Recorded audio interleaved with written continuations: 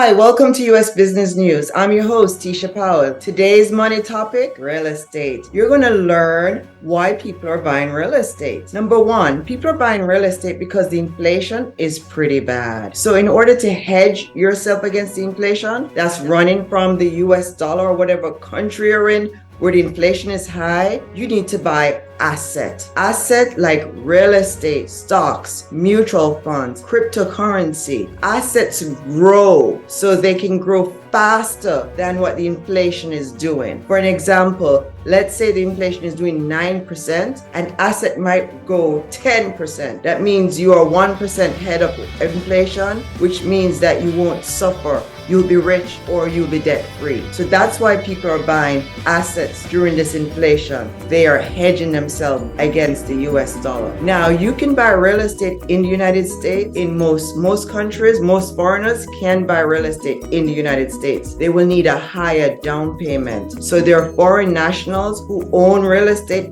in the United States. They put 30 or 40% down. Remember, there are 4,800 banks in the United States, and some of these banks help foreign nationals to go ahead and buy property. So everybody can learn from this, and you're going to learn today why it's a good idea to purchase real estate. Okay, so why would rich people purchase real estate? Well, they're hedging themselves against the dollar, and also they're getting a monthly cash flow, which is called passive income. So most people, if you live in one and then you buy another one, you're going to rent it out. There'll be a tenant in the property. The tenant will pay you, the landlord, rent. Rent is most likely more than your mortgage payment. So let's say you owe Chase or Bank of America $1,000 a month for your mortgage payment, and you rent it for $3,000 a month. Guess what? That $1,000 extra, that's yours. It's called passive income. It is cash flow that comes every month. People buy real estate because of equity. You're going to do nothing and the property is going to just go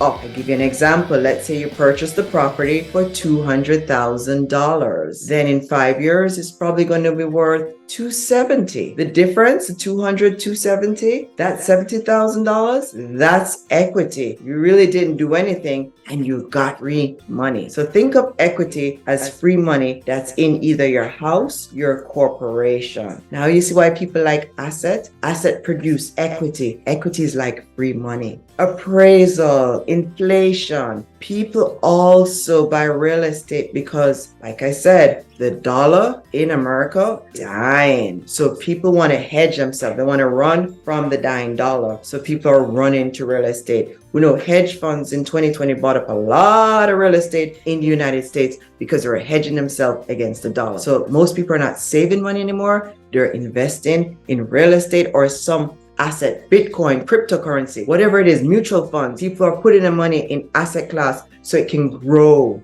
That's what's going on. So you could hedge yourself against the dying dollar. Sometimes there are tax benefits to owning real estate. Real estate also in the long term, not the short term, long term, create wealth. How does real estate create wealth? Well, eventually you're going to pay off the mortgage. Once you pay off the mortgage, that's a lot of money you're going to be saving. You're going to be living rent free or mortgage for life. So that's why people buy real estate, so they can get wealthy. Okay, so we need to get and understand what goes on to buy real estate. So first, you need to get pre-approval from a bank. Okay, if you're a foreign national trying to buy in America, you need to get a pre-approval from a bank in the United States. There are 4,800 banks here. A lot of them are on the internet. You do not need to be physically in America to buy real estate. Some people buy over the internet. It's called sight unseen. Okay, so it's not uncommon. I personally love to see and feel and touch a property before I purchase it.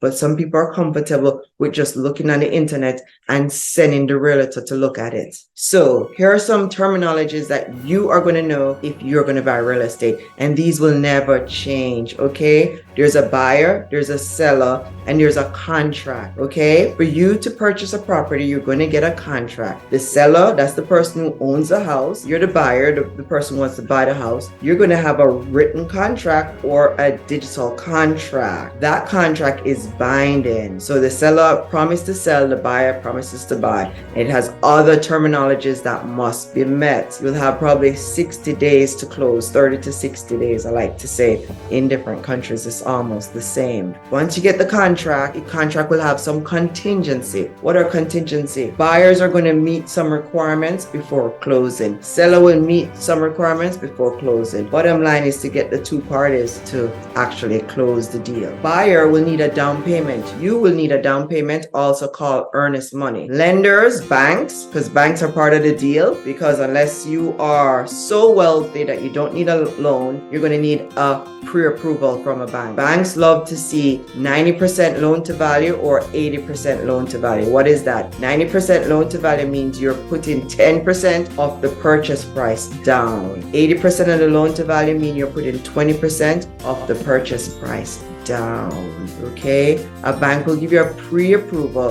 A pre-approval is not a pre-qualification letter. The pre-qualification is a stronger one than a pre-approval, but the pre-approval is what gets your foot in the door to go look at real estate. Where do you find real estate? You can go on Zillow.com. That's a good place to find real estate. And you could just Google, probably, like I like Margate, Florida. The zip code is 33063. I just love Florida. So I love buying real estate down in Florida. So I know the zip codes. So I look in Fort Lauderdale, Florida, 33301. And I'll Google that. And then the zip code comes up. And once it comes up, then you know that that's the property you want to buy. So you use Zillow or Google to locate properties. And eventually you can call. It has realtors' numbers on there. So while you're in the contract deal, these are things that are going to happen. The property is going to get an appraisal. The lender is going to require it. Even if you're a cash buyer, I suggest you still get an appraisal. Why would you want to get an appraisal? An appraisal tells the value of the property that moment in time. And so wouldn't it be wise if you're going to buy a property for $300,000 to see if the value is really $300,000? How do you know the seller is not just saying, I love this property, it's mine, millions of dollars, when it's not worth millions of dollars? So that's why you want to get an appraisal, because sellers sell high, buyers want to buy low. You want to get the value, and an appraisal will give you the value. Get the appraisal after you're in contract. Don't get it before,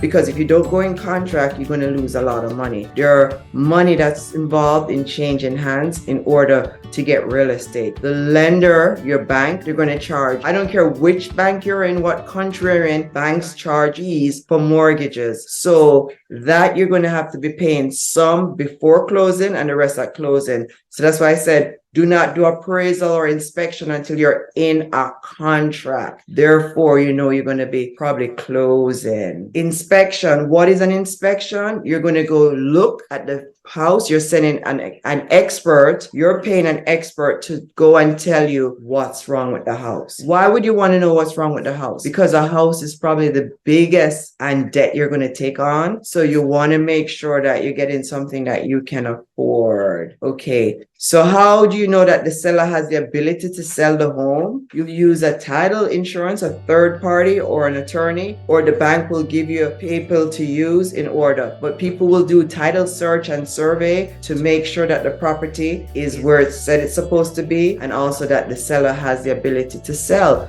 Because how do you know the seller owned the property? And how do you know the property is not clouded? Clouded means someone has a claim to the property before you. Okay, so now you've got some terminology down. So that's what we've been saying about real estate. We're going to talk about the drawbacks of real estate as well. And we're going to talk about the advantage of real estate and the disadvantage. Every asset has a disadvantage. Remember, we talked about risk versus reward. We're going to talk more about that. I'm Tisha Powell. Hi, it's Tisha. Welcome back to Talk Time. So we're going to do a part 2 on learn real estate because we only have like 12 minutes. So subscribe so you can get more information. I wanted to tell you the reasons people buy real estate And the disadvantage to the real estate. Real estate has a problem called illiquidation. What does that mean? Illiquidating. What does it mean? It cannot be, you can't disappear. Okay. So how do you get your money? You have to put it back in the open market. When you put it back in the open market, you need a buyer. Not all buyers can qualify for a loan. Therefore,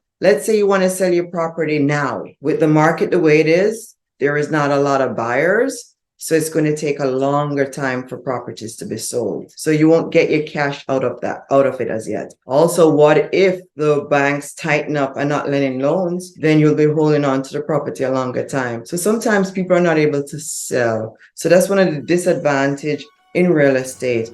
Also, timing. Real estate is about timing. If you bought a property, let's say in Florida around 2004, you would just be making your money back today. That's called timing. And I know people bought in 2004 and they're still not going to make their money back. So real estate is timing. Location. You can never change your location in real estate. So you have to buy in a location, and sometimes the location, it changes. All right. So there's some drawbacks to real estate, but there's positive. So every investment, there's a risk towards it and there's a reward. Another drawback to real estate, it's expensive. You need at least 10 to 20% to get into the game. So you're talking about 6-digit properties, 300,000, 400,000. That's 30,000 US dollar or 40,000 US dollar. And if you're looking at an 80% loan to value, that is on a 300,000, that's $60,000 plus closing costs. So now you see why real estate is expensive, because you have to have some skin in the game, and it's a lot of skin they want, 10, 20%. Sometimes even if you get an FHA, properties break and you need money to fix it. So those are the drawbacks in real estate. But overall, it's a good deal if you buy right and you buy in the right location. I'm Tisha Powell. We are going to continue with Learn Real Estate. We'll probably do a part 2. Subscribe, because we're going to release more videos on how to save money. We're going to cover Bitcoin, cryptocurrency, and real estate, and social media marketing, and digital assets. Guess what's a digital asset? I'll tell you on my next show. I'm Tisha. See you real soon.